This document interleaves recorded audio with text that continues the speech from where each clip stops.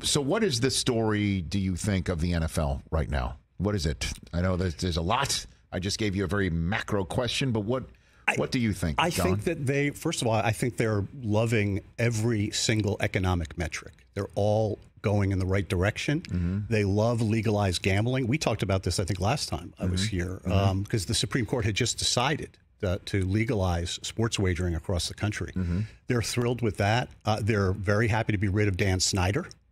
There's a lot of happiness about that. Everybody that I talked to, I think they actually bent over backwards, Rich, to allow Josh Harris a lot of leeway when it came to debt, and actually bent some rules on that purchase. Mm-hmm. That's how badly they wanted to get rid of Dan Snyder. Yeah, so if you had ownership on sodium pentothal, they would have said what about Dan Snyder? Everything that you think, pretty much? Yeah.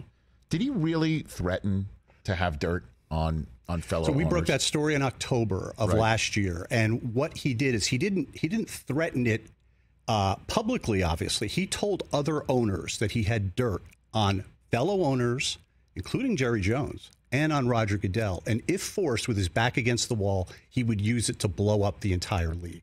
And when we broke that story, I think that really was the beginning of the end for him, because Jerry Jones was his last wall of defense in the NFL among the owners. Jerry saw him as a protege for years and years and years. And I think as his support was dwindling among the owners, Jerry Jones was the last guy standing. And when Jerry found that out, I think it was all over. And just 3 weeks later, if you remember, he announced he was going to sell the team. Jim Irsay came out shortly after our story at that owners meeting and said, we have to take a look at Dan Snyder. And then he announced that he was going to sell the team in early November, just a few weeks after that story. And then when the vote finally did just come in, I guess last month. Yes. That I still couldn't believe it. It was truly one of those, like, I will have to see it to believe it. And even though all the reports were saying on this day, Dan Snyder is going to sell the team and the owners of the NFL will approve the sale and it's going to happen. Even on that day, I'm like, is this really going to happen? And then a video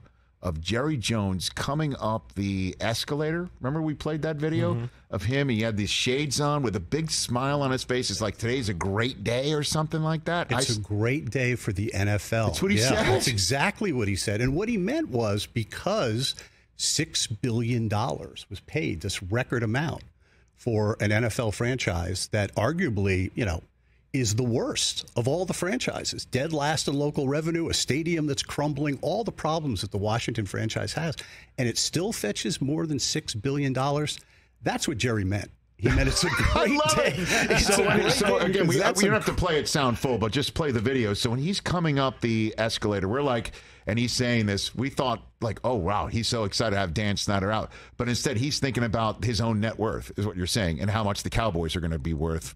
And not like he's going to sell it. The Jones family's going to have it forever, because there was Steven smiling in the background as well. But that's basically what you're saying. He's thinking right there. There's no doubt in my mind that's what he was thinking. And I think when we did our story last October, Rich, about Snyder running around saying he had dirt. Now, I don't know whether he had dirt. I just know he was telling people, including fellow owners. I know that Jerry Jones still, after our story ran, still said all sorts of nice things about Snyder. Well, we'll have to see.